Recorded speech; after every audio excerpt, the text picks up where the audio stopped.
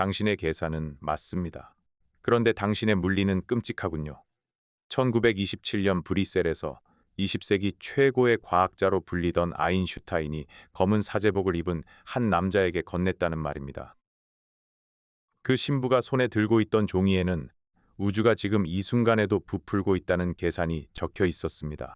몇 해 뒤 그는 그 팽창을 거꾸로 되감아 우주에도 시작이 있었다는 그림까지 내놓습니다. 오늘 우리가 빅뱅 이론이라 부르는 바로 그 생각이었습니다. 우주의 시작을 구체적인 물리 모형으로 끝까지 밀고 나간 그 생각은 망원경 앞이 아니라 미사를 집전하던 사제의 손에서 나왔습니다.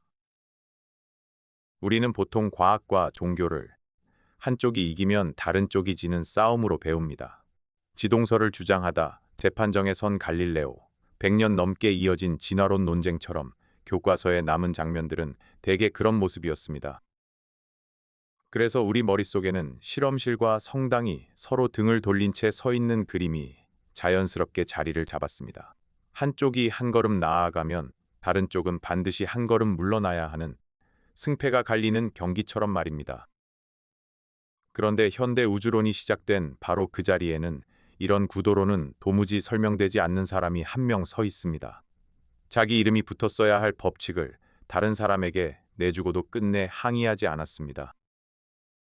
훗날 교황이 그의 이론을 두고 창조의 증거라 선언했을 때는 오히려 그런 주장은 하지 말아달라고 청했습니다. 조르주 르메트르, 1894년 벨기에 샤를루아에서 태어난 이 남자는 로마 가톨릭 교회의 사제인 동시에 루뱅 대학교의 물리학 교수였습니다. 제단 앞에서는 사제로서 미사를 집전했고 강의실에서는 일반상 대성 이론의 방정식을 풀었습니다. 두 가지 일을 시기별로 나눠서 번갈아 한 것이 아니라 평생 나란히 붙들고 살았습니다. 그리고 오늘날 우리가 빅뱅 이론이라고 부르는 그림의 첫 스케치를 그린 사람이 다름 아닌 이 사제였습니다. 이름은 낯설지만 그가 남긴 결론은 지금 모든 우주론 교과서의 첫 장에 실려 있습니다. 그 중에서도 가장 이해하기 힘든 장면은 맨 마지막에 있습니다. 자신이 세운 이론을 두고 교황이 창조의 증거라 선언했던 그날, 르메트르는 기뻐하는 대신 곧장 교황청에 그 주장을 거둬달라고 청했습니다. 왜 자기 손으로 세운 이론에 씌워진 왕관을 스스로 벗겨냈을까요? 그 답을 알려면 먼저 그가 이 결론에 이르기까지 걸어온 길부터 봐야 합니다. 이야기는 우주가 아니라 진흙탕에서 시작됩니다. 1914년 독일군이 벨기에 국경을 넘었을 때 20살의 공학도였던 르메트르는 책을 덮고 자원의 포병이 되었습니다. 4년 동안 그는 전선의 포대에 있었고 포탄이 그리는 곡선을 계산하는 일에도 손을 댔다고 전해집니다. 바람과 각도와 화약의 양을 넣어 쇳덩이가 떨어질 자리를 미리 알아내는 일이었습니다. 포탄의 궤적을 계산하던 이 청년은 훗날 우주의 궤적을 계산하는 사람이 됩니다. 전쟁이 끝나자 그는 곧장 대학으로 돌아가 물리학과 수학으로 전공을 바꿨습니다. 동시에 신학교에도 들어가 1923년 사제 서품을 받았습니다. 서품을 받은 신부가 보통 향하는 곳은 작은 시골 본당입니다. 그런데 르메트르가 짐을 싸서 간 곳은 영국 케임브리지였습니다. 그곳에는 일식 관측으로 아인슈타인의 일반상 대성 이론을 처음 검증한 천문학자 아서 에딩턴이 있었습니다. 에딩턴은 이 벨기에 신부를 두고 대단히 명석하고 수학적 재능이 뛰어난 학생이라고 평했습니다. 검은 사제복을 입은 남자가 우주의 기하학을 배우는 광경은 그때도 낯설었지만 아무도 그를 내쫓지 않았습니다. 1년 뒤 그는 대서양을 건너 미국으로 갔습니다. 하버드 천문대와 매사추세츠 공과대학을 오가며 이번에는 이론이 아니라 하늘을 직접 재는 법을 배웠습니다. 마침 그 무렵 미국 천문학자들은 설명되지 않는 측정값을 쌓아가고 있었습니다. 성운에서 오는 빛이 대부분 붉은 쪽으로 밀려 있었고 그것은 그들이 우리에게서 빠르게 멀어지고 있다는 신호였습니다. 다만 그 속도가 거리와 어떤 관계인지까지는 아직 아무도 확인하지 못한 상태였습니다. 이유를 대는 사람도 없었지만 르메트르는 그 숫자들을 조용히 노트에 옮겨 적었습니다. 유럽에서 배운 방정식과 미국에서 본 데이터가 한 사람의 머릿속에서 처음 만나고 있었습니다. 훗날 사람들이 어떻게 사제이면서 물리학자일 수 있느냐고 물을 때마다 르메트르의 대답은 한결같았습니다. 진리에 이르는 길은 둘이 있으며 자신은 그 둘을 모두 걷기로 했다는 것이었습니다. 성경은 사람을 구원하려고 쓰인 책이지 지구가 어떻게 도는지 알려주려고 쓰인 책이 아니라고 그는 말했습니다. 반대로 방정식은 별의 운동을 알려주지만 사람이 왜 살아야 하는지는 한 글자도 말해주지 않는다고 덧붙였습니다. 두 언어를 절대 섞지 않겠다는 이 태도가 앞으로 벌어질 모든 오해의 씨앗이 됩니다. 1927년 루뱅으로 돌아온 르메트르는 중력이 공간을 어떻게 휘어지게 하는지 설명하는 아인슈타인의 중력장 방정식을 다시 펼쳤습니다. 당시 물리학의 상식은 우주가 크기도 모양도 변하지 않는 영원한 무대라는 것이었습니다. 그런데 방정식을 끝까지 풀어보니 정지한 우주는 연필을 세워둔 것처럼 아슬아슬한 상태였습니다. 조금만 건드려도 무너지거나 부풀어 오르는 불안정한 해였습니다. 계산이 가리키는 자연스러운 답은 하나뿐이었습니다. 별들이 무대 위에서 움직이는 게 아니라 무대 자체가 커지는 것, 우주는 지금 이 순간에도 부풀고 있다는 것이었습니다. 르메트르는 여기서 멈추지 않았습니다. 우주 공간 자체가 늘어난다면 멀리 있는 은하일수록 더 빠르게 멀어져야 한다는 결론이 따라 나옵니다. 그는 그 비례 관계를 식으로 적었고 미국에서 본 관측값을 대입해 실제 비율까지 계산해냈습니다. 오늘날 우리가 허블 상수라고 부르는 그 값의 첫 추정치를 1927년에 이미 손에 쥐고 있었던 것입니다. 이론과 관측을 하나로 꿰어 맞춘 최초의 사람이었습니다. 다만 이때의 모형에는 아직 시작점이 없었습니다. 우주의 나이를 유한하게 만든 그림은 4년 뒤에야 그의 손에서 나옵니다. 공정하게 짚고 넘어갈 부분이 있습니다. 팽창하는 우주를 수학적으로 먼저 적어둔 사람이 따로 있었습니다. 러시아의 알렉산드르 프리드만이 1922년에 같은 방정식에서 팽창하는 해를 끌어냈습니다. 다만 프리드만의 작업은 순수한 수학적 가능성에 머물렀고 실제 하늘의 데이터와는 연결되지 않았습니다. 르메트르는 프리드만의 논문을 알지 못했지만 그가 하지 않은 일을 해냈습니다. 종이 위의 해를 망원경이 실제로 본 숫자와 맞춰본 것입니다. 이제 이 발견은 세상을 흔들었어야 했습니다. 그런데 르메트르는 논문을 어디에 실었을까요? 벨기에 브뤼셀 과학회의 회보였습니다. 발행 부수가 적고 국제학계에서는 거의 읽히지 않는 지역 학술지였습니다. 게다가 언어는 프랑스어였습니다. 그 무렵 천문학의 공용어는 이미 영어로 넘어가고 있었습니다. 결과는 잔인할 만큼 단순했습니다. 학계는 거의 반응하지 않았습니다. 저자가 따로 인쇄해 지인들에게 돌리는 별세본을 받아든 몇몇 학자를 빼면 우주의 팽창을 담은 그 논문은 인쇄된 채 조용히 서가에 꽂혀 있었습니다.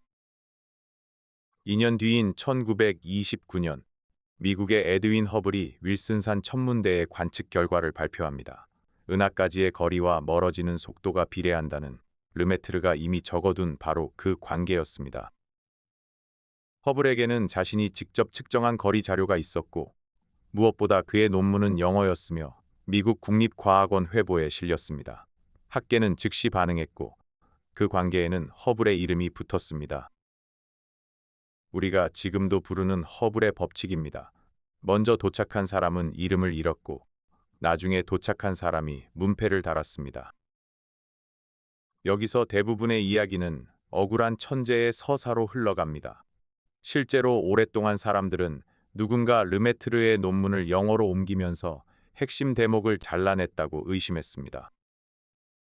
1931년 영국 왕립천문학회가 그의 1927년 논문을 영어로 실었을 때 속도와 거리의 비례 관계를 다룬 문단이 통째로 빠져 있었기 때문입니다. 학계에서는 검열이라는 말까지 나왔습니다. 유력한 용의자로 지목된 건 그의 옛 스승 에딩턴이었습니다. 그런데 2011년 당시 오간 편지들이 공개되면서 진실이 드러납니다. 그 문단을 덜어낸 사람은 편집자도 에딩턴도 아니었습니다. 번역을 직접 맡은 르메트르 본인이었습니다. 그는 편지에 이렇게 적었습니다. 4년이 지난 지금 임시로 구했던 옛값을 다시 싣는 게 별 의미가 없다고 말입니다. 그 사이 허블이 훨씬 정밀한 관측을 내놓았으니 자기가 1927년에 쓴 숫자는 낡았다고 판단한 것입니다. 우선권을 지키는 일보다 독자에게 더 정확한 값을 보여주는 쪽이 중요하다고 여긴 셈입니다. 결과적으로 그의 이름을 지운 사람은 다른 누구도 아닌 그 자신이었습니다. 논문이 묻혀있던 그의 가을, 르메트르에게 기회가 한번 찾아옵니다. 브뤼셀에서 열린 솔베이 회의였습니다. 세계 최고의 물리학자들이 모인 자리에 아인슈타인이 있었고 르메트르는 회의장 밖 복도에서 그를 붙잡았습니다. 그리고 자신이 계산한 팽창하는 우주를 설명했습니다. 당시 33살의 무명 사제가 이미 세상에서 가장 유명한 과학자 앞에 선 순간이었습니다. 상대는 조용히 듣더니 한 문장으로 잘라 말했습니다. 르메트르의 회고에 따르면 아인슈타인의 대답은 이랬습니다. 당신의 계산은 옳습니다. 그러나 당신의 물리는 끔찍합니다. 수식에는 흠이 없지만 그 수식이 그려내는 세계는 도저히 받아들일 수 없다는 뜻이었습니다. 게다가 아인슈타인은 5년 전 프리드만의 논문을 두고도 처음에는 계산이 틀렸다고 반박했습니다. 그러다 오류가 아님을 인정하고 반박을 거두었지만 그 철의 원고에는 이해에 물리적 의미를 두기는 어렵다는 문장이 적혔다가 발표 직전 지워진 것으로 전해집니다. 세상에서 가장 유연한 머리를 가졌다는 사람이 왜 하필 이 대목에서만 완고했을까요? 이유는 그의 방정식 안에 숨어 있었습니다. 1917년 아인슈타인은 자기 이론이 정지한 우주를 허락하지 않는다는 사실을 발견했습니다. 방정식은 자꾸만 우주를 수축시키거나 팽창시키려 했습니다. 그래서 그는 상수를 하나 억지로 끼워 넣어 우주를 제자리에 붙들어 맸습니다. 우주는 영원하고 변하지 않아야 한다는 믿음, 물리학이라기보다 취향에 가까운 그 믿음을 지키기 위해서였습니다. 훗날 그는 이 상수를 두고 생애 최대의 실수라 불렀다고 전해집니다. 팽창하는 우주에는 불편한 함의가 따라 붙었습니다. 시간을 거꾸로 돌리면 시작점이 나온다는 것, 다시 말해 우주에도 생일이 있다는 뜻이었습니다. 그것은 창조라는 단어를 곧바로 떠올리게 하는 그림이었습니다. 여기서 우리가 배운 구도가 정확히 뒤집힙니다. 종교적 편견 때문에 물러서지 않은 쪽은 사제였고 증거가 아니라 믿음에 가까운 형이상학적 취향 때문에 데이터를 밀어낸 쪽은 물리학자였습니다. 르메트르는 오히려 이렇게 말했습니다. 자신의 결론은 어떤 형이상학적 주장과도 무관하며 오직 방정식과 관측에서만 나왔다고 말입니다. 묻혔던 논문을 다시 꺼낸 것은 옛 스승 쪽이었습니다. 1930년 팽창 문제로 막다른 골목에 몰려있던 에딩턴에게 르메트르가 편지를 보내 3년 전 자신이 붙인 논문을 상기시킵니다. 답은 이미 자기 책상 위에 놓여 있었던 것입니다. 에딩턴은 곧 이 논문을 두고 오랜 난제에 뛰어난 해답이라고 공개적으로 밝혔고 이듬해 왕립천문학회 학술지에 영어 번역이 실리도록 주선했습니다. 무명의 벨기에 사제 이름이 처음으로 국제학계에 알려진 순간이었습니다. 1931년 르메트르는 한 걸음 더 나아갔습니다. 우주가 팽창하고 있다면 필름을 거꾸로 감았을 때 모든 것이 한 점으로 모여야 한다는 논리였습니다. 그는 그 시작을 원시원자라고 불렀습니다. 우주 전체의 물질과 에너지가 하나의 거대한 원자핵처럼 뭉쳐 있다가 방사성 붕괴처럼 쪼개지며 오늘의 하늘이 되었다는 그림이었습니다. 공간뿐 아니라 시간에도 시작이 있다는 당시로서는 대단히 도발적인 제안이었습니다. 어제가 없는 하루, 그는 그렇게 표현했습니다. 침묵은 오래가지 않았습니다. 1933년 캘리포니아 패서디나의 한 세미나에서 두 사람이 다시 마주 앉습니다. 르메트르가 원시 원자에 대한 설명을 마치자 아인슈타인이 자리에서 일어나 박수를 쳤다고 당시 보도는 전합니다. 그가 남겼다는 말은 이랬습니다. 지금까지 들어본 창조에 관한 설명 가운데 가장 아름답고 만족스러웠다고 말입니다. 6년 전 복도에서 끔찍하다는 말을 들었던 사제는 이제 세계 최고 과학자의 인정을 받았습니다. 그러나 모두가 설득된 것은 아니었습니다. 영국의 천문학자 프레드 호일은 시작이 있는 우주라는 발상을 끝까지 거부했습니다. 그는 우주가 팽창하되 빈자리에 물질이 계속 새로 생겨나 언제나 같은 모습을 유지한다는 정상 우주론을 내세웠습니다. 호일에게 원시 원자는 과학이 아니라 종교 냄새가 나는 이야기였습니다. 이론을 밀고 있는 사람이 가톨릭 사제라는 점도 그런 의심에 힘을 보탰다고 전해집니다. 그리고 1949년 그는 영국 전역에 나가는 라디오 방송에 출연합니다. 1949년 3월 호일은 BBC 라디오에서 두 우주론을 청취자에게 나란히 설명했습니다. 자신의 정상 우주론을 소개한 뒤 반대편 이론을 이렇게 불렀습니다. 모든 물질이 아득한 과거의 한순간에 거대한 뻥하고 터져 나왔다는 가설이라고 말입니다. 영어로 빅뱅이었습니다. 방송에서 던진 짧은 표현 하나가 오늘날 인류가 우주의 기원을 부를 때 가장 널리 쓰는 이름이 되었습니다. 이론을 만든 사람도 지지한 사람도 아니라 가장 강하게 반대한 사람이 이름을 붙인 것입니다. 흥미로운 건 뒷이야기입니다. 훗날 호일은 조롱할 의도가 전혀 없었다고 말했습니다. 라디오는 그림을 보여줄 수 없으니 청취자 머릿속에 장면 하나를 심어주려고 고른 말이었다는 해명이었죠. 정말 그랬는지는 이제 아무도 확인할 수 없습니다. 다만 르메트르가 그 이름에 불쾌감을 드러냈다는 기록은 전하지 않습니다.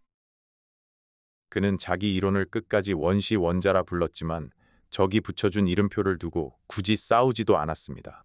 그리고 그의 진짜 시험은 적이 아니라 아군 쪽에서 찾아옵니다. 1951년 11월 교황 비오 12세가 교황청 과학원 연설에서 폭탄을 던집니다.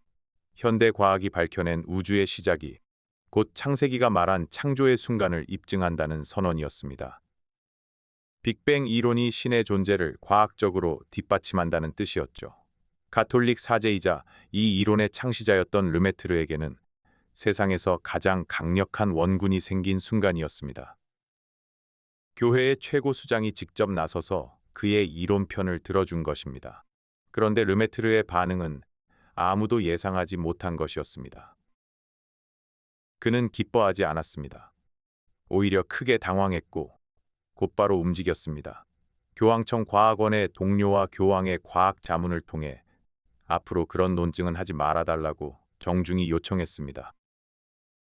자기 이론을 신앙의 증거로 쓰지 말라고 다른 누구도 아닌 그 이론을 만든 사제가 교황을 말린 것입니다. 그 뒤로 비오 12세는 같은 주장을 공개적으로 반복하지 않았습니다. 선언이 철회된 건 아니었지만 연설의 그 대목은 조용히 사라졌습니다. 왜 그랬을까요? 르메트르의 논리는 단호했습니다. 원시 원자는 물리학이 내린 결론일 뿐 신의 존재를 증명하지도 부정하지도 않는다는 것이었죠. 그는 이렇게 말했습니다. 이 가설은 형이상학이나 종교의 문제와 완전히 무관하며 믿는 사람에게도 믿지 않는 사람에게도 똑같이 열려 있다고 말입니다. 그가 두려워한 건 분명했습니다. 오늘 물리학이 신앙의 증거가 된다면 내일 물리학이 수정되는 순간 신앙도 함께 무너진다는 것이었습니다. 결말은 조용히 찾아왔습니다. 1965년 미국의 두 전파 천문학자가 하늘 어느 방향에서나 똑같이 들려오는 희미한 잡음을 발견합니다. 우주 배경 복사, 태초의 불덩이가 남긴 마지막 온기였습니다. 뜨거운 초기 우주를 가정하고 이 복사를 구체적으로 계산해 예측한 건 조지 가모프의 연구진이었습니다. 르메트르가 그린 원시 원자는 불덩이가 아니라 거대한 원자핵이 쪼개지는 그림이었지만 우주에도 시작이 있었다는 30여 년 전 사제의 결론이 마침내 안테나에 잡힌 순간이기도 했습니다. 그 소식은 병상에 누운 르메트르에게도 전해졌습니다. 시작이 있는 우주라는 자신의 그림이 관측으로 뒷받침되는 것을 확인하고 그는 1966년에 세상을 떠났습니다. 법칙에는 여전히 그의 이름이 빠져 있었습니다. 그 이름이 돌아오기까지는 다시 반세기 가까운 시간이 걸렸습니다. 2018년 국제천문연맹은 회원 투표를 거쳐 그 법칙을 허블 르메트르 법칙으로 부르자고 권고했습니다. 그는 평생 두 개의 언어로 세계를 설명했습니다. 하나는 방정식이었고 하나는 기도였습니다. 그러나 그는 한 언어로 다른 언어를 이기려 들지 않았고 한쪽을 다른 쪽의 증거로 쓰는 일도 끝내 거절했습니다. 어쩌면 진짜 대립은 과학과 종교 사이에 있는 게 아니라 자기 확신을 검증대에 올려놓지 못하는 마음 속에 있는지도 모릅니다. 잊힌 이름들의 이야기를 계속 따라가고 싶다면 구독으로 함께 해주세요.